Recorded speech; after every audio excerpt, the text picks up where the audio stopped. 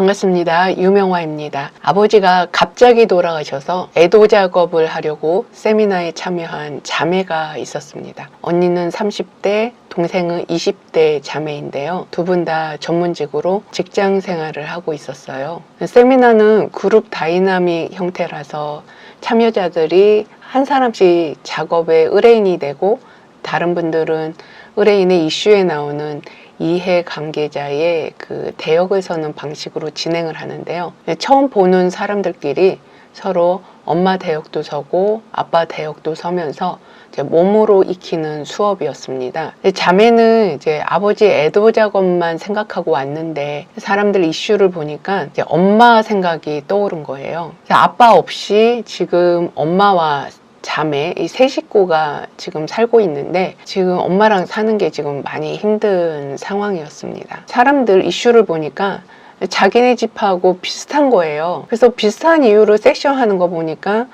우리도 이제 엄마 작업을 좀 해봐야겠다 이렇게 생각을 한 거죠. 자매 이슈는 이제 아버지 돌아가시고 엄마의 간섭이 이제 너무 심각한 겁니다. 이제 엄마의 불안이 이제 예전부터 높았는데 어쨌든 이제 엄마의 불안은 자매에게 이미 대물림되어 있어서 자매들도 이제 많이 불안한 상태입니다. 아버지 돌아가시고 불안한 엄마와 불안한 딸들이 계속 이제 부딪힘이 많아진 거죠. 예를 들면 이제 자매는 늘 향수를 뿌렸다고 해요. 그런데 어느 날부터 엄마가 향수 냄새가 거슬렸는지 향수 얘기를 하면서 남자들에게 꼬리치는 거 아니냐고 그러더래요. 또 이렇게 하늘하늘한 원피스를 입고 출근을 하니까 일하러 가는 사람이 옷이 왜 그 모양이냐 라면서 누구를 홀리려고 그러냐 이렇게 말을 하더래요. 주말에 이제 데이트를 하려고 이제 예쁘게 차려입고 나가니까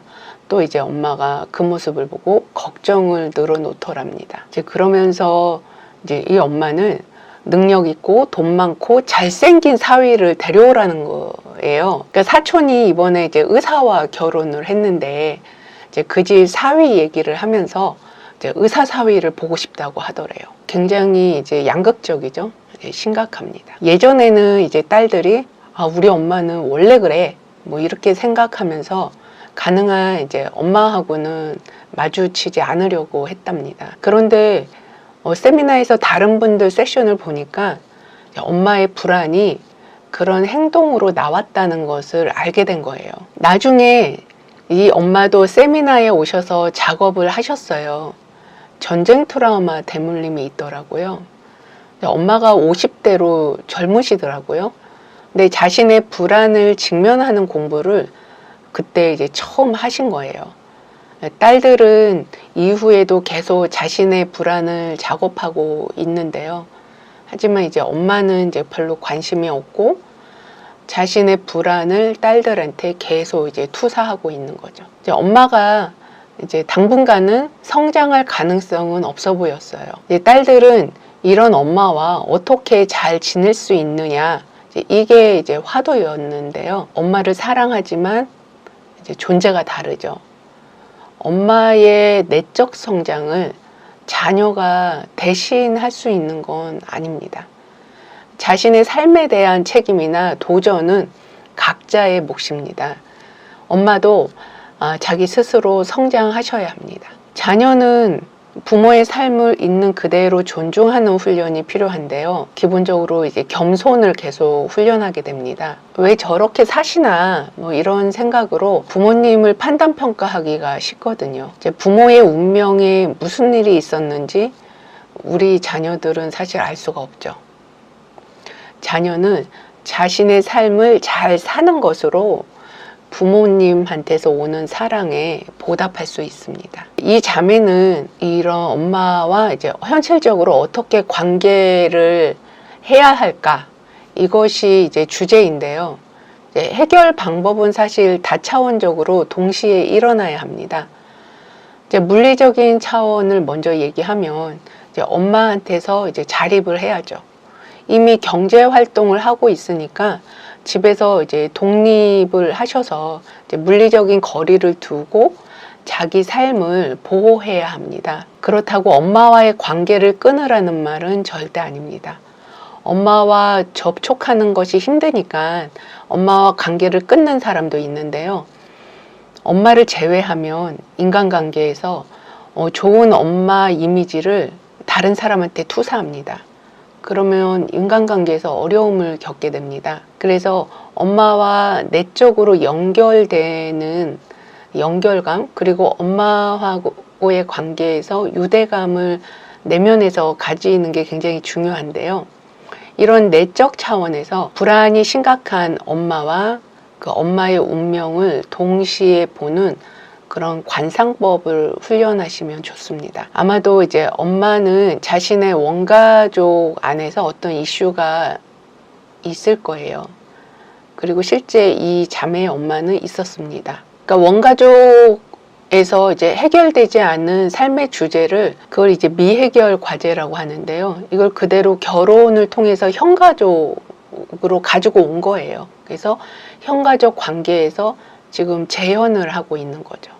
이런 것들이 대물림 현상인데요. 엄마가 내적으로 성장하고 성숙해지면 좋겠지만 그렇지 않을 때는 엄마의 운명에 자녀가 개입하지 않으면서 물러서는 그런 훈련을 하셔야 되는데요. 자녀가 할 수 있는 것은 이제 엄마의 운명에 고개 숙이고 물러서기 위해서 세우기 언어를 좀 적용해 볼 수 있습니다. 엄마를 생각하시고 엄마 뒤에 외할머니, 외할아버지, 그리고 그 집안에서는 전쟁과 관련해서 상당히 많은 사람이 죽었어요. 그와 관련해서 이제 죽은 사람까지 좀 다 포함해서 내면에서 그 가족 공동체를 이제 관상을 하는 거죠. 그래서 그 긴장감 속에서 엄마가 태어났고 또 엄마가 이제 성장하신 거잖아요. 그러니까 그 긴장이 몸에 그냥 내장기관에 그냥 배어 있는 상태로 쭉 살아오신 거고, 결혼하셨고, 지금 이제 딸한테 그 긴장을 지금 대물림하고 있는 상황입니다. 이제 이런 엄마의 운명을 딸들은 이제 바라보면서 이야기합니다. 엄마, 당신의 운명에 동의합니다. 할머니, 할아버지에 대한 당신의 사랑을 사랑하고 존중합니다. 실제로 엄마가 갖는 할머니, 할아버지에 대한 그 사랑을 한번 느껴보시고요. 그리고 또 말씀해 보세요. 이제 저는 당신의 운명에 관여하지 않습니다. 판단 평가 없이 물러섬으로써 당신 운명에 대한 존엄을 지킵니다.